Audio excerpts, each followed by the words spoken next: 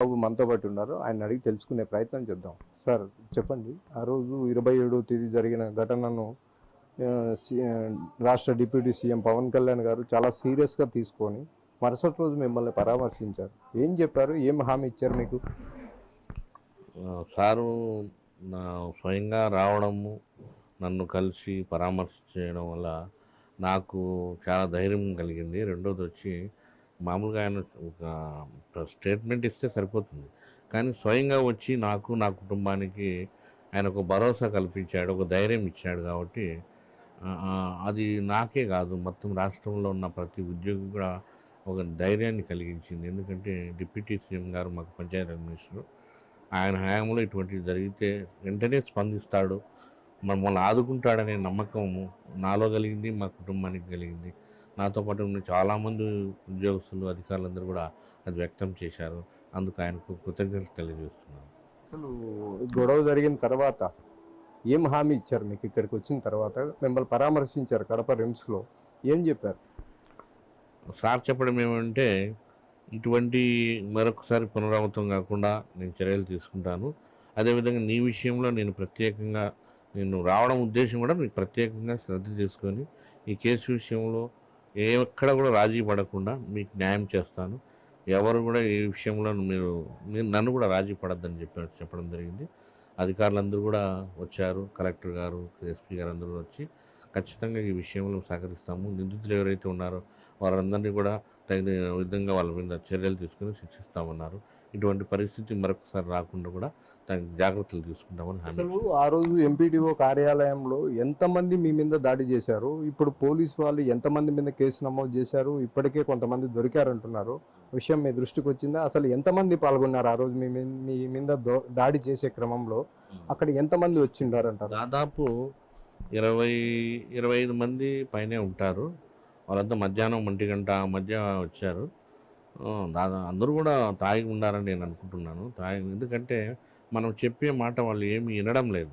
దురుసుగా లోపలికి వాకిలు చూసుకుని వచ్చి మాకు కీ ఇవ్వ అని చెప్పేసి ఇష్టం వచ్చిన మాటలు మాట్లాడుతూ, తిడుతూ, దూషిస్తూ, కులం పేరుతో మాట్లాడుతూ, చెప్పలేను అనుకోండి, అలాంటి చెడ్డ మాటలు మాట్లాడుతూ మొదట సుదర్శన్ రెడ్డి వచ్చి నా మీద చెప్పు కాలుతో ముందు తన్నాడు.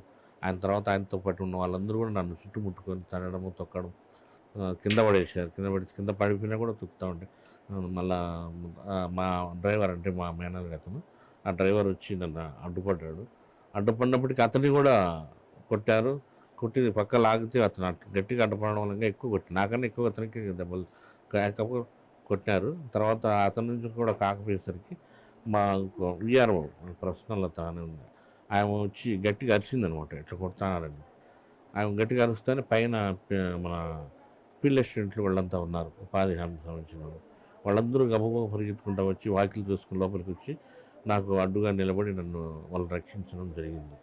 ఒకవేళ వాళ్ళు కూడా రాకపోయింటే కన్నా నా పరిస్థితి మరీ దారుణంగా ఉండేది. అయితే మీ మీద గొడవ జరిగిన రోజు కేవలం 13 మంది గొడవలో పాల్గొన్నారని చెప్పి మీరే స్వయంగా కంప్లైంట్ ఇచ్చారు. కాబట్టి 13 మంది పైన మాత్రమే కేసు నమోదు చేశామని చెప్పి అన్నమయ్య జిల్లా పోలీసులు అయితే చెప్తున్నారు. ఇప్పుడు మీరు 20 మంది పైబడి పాల్గొన్నారు అని చెప్తున్నారు. ఏది నిజమంటారు?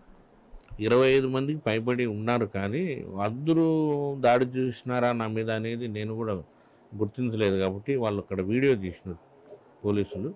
ఆ వీడియో తీసిన తర్వాత అక్కడ ప్రత్యక్ష సాక్షులు చెప్పిన దాన్ని బట్టి వాళ్ళను ఐడెంటిఫై చేశారన్నమాట, ఎవరెవరు నా మీద దాడికి వచ్చారనేది. 25 మందిలో కొంతమంది కొంచెం పక్కన రూమ్లో అయితే ఉన్నారు, కానీ దాడికి డైరెక్ట్గా నా మీద చేయి వేయకపోయి ఉండొచ్చు. కానీ తిడతా వాళ్ళు దాంట్లో అయితే పాల్గొనకుండా ఏం లేదు, వాళ్ళు కూడా తిడుతూ వాళ్ళ పని వాళ్ళు చేశారు. కానీ ప్రత్యేక నా మీద చేయి వేసిన వాళ్ళు, తన్నిన వాళ్ళల్లో ఈ 13 మంది ఉంటారు, ఇంకా ఎక్కువే ఉంటారని నా ఉద్దేశం. అయితే ఇప్పుడు 13 మందిలో దాదాపు 12 మందిని ఇప్పటికే అన్నమయ్య జిల్లా పోలీసులు అయితే అదుపులోకి తీసుకున్నారు.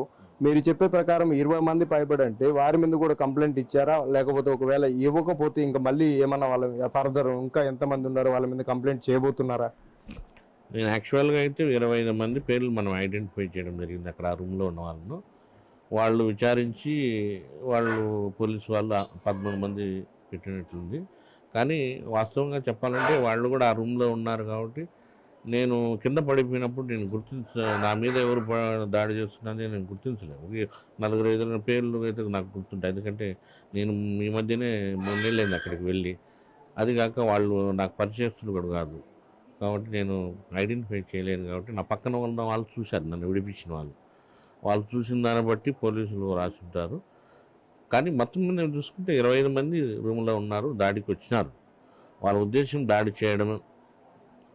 అది. ఒకవేళ దాడి చేసే అవకాశం వాళ్ళకు అంటే 1 బై 1 అట్లా వస్తారు కదా! అట్లా కొంచెం దూరంగా ఉండొచ్చు గానీ వాళ్ళు తిట్టినారు. తర్వాత కొంచెం నా మీదకి రావడానికి ప్రయత్నం చేసినారు గానీ ఒకవేళ నా మీద చెయ్యి వేయకపోయి ఉండొచ్చు గానీ దాడి చేయాలనే స్వభావం వాళ్ళలో అయితే ఉంది.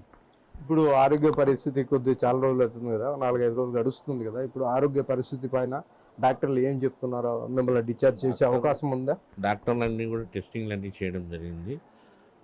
ఇక్కడ నాకు ఇప్పుడు కూడా పెయిన్ ఉంది అని చెప్పడం జరిగింది. దానికి ఇంజెక్షన్లు, టాబ్లెట్స్ అన్నీ ఇచ్చారు. ఈరోజు డిశ్చార్జ్ చేస్తామని చెప్పారు. డిశ్చార్జ్ చేసిన తర్వాత మళ్ళీ 10 రోజుల తర్వాత కొన్ని మాత్రలు అవన్నీ ఇచ్చారనమాట. అవన్నీ కంప్లీట్‌గా తీసుకున్న తర్వాత మళ్ళీ రమ్మన్నారు. మళ్ళీ ఆ రోజు కూడా పరిశీలించి ఏదన్నా అవసరమైతే ఆపరేషన్స్ కానీ ఏదన్నా కానీ అవన్నీ మళ్ళీ మీకు చేస్తామని చెప్పడం జరిగింది. కాబట్టి ఈరోజు వాళ్ళు డిశ్చార్జ్ చేస్తామన్నారు కాబట్టి నేను వెళ్ళి మళ్ళీ 10 రోజుల తర్వాత వస్తాను. అయితే ఈ నెల 27వ తేదీ గాలివీడు మండలంలో ఎంపీటీఓ కార్యాలయంపై ఎంపీటీఓ జవహర్ బాబుపై దాదాపు 20 మంది పైబడే నా మీద దాడి చేశారు. అయితే కేవలం 13 మంది పైన మాత్రమే కేసు నమోదు చేశారు. మిగతా వారిని కూడా చట్టపరమైన చర్యలు తీసుకోవాలని చెప్పి జవహర్ బాబు చెప్తున్నారు. కెమెరా పర్సన్ సుదర్శన్తో Madhu, big TV, Kadapa RIMS emergency ward నుండి.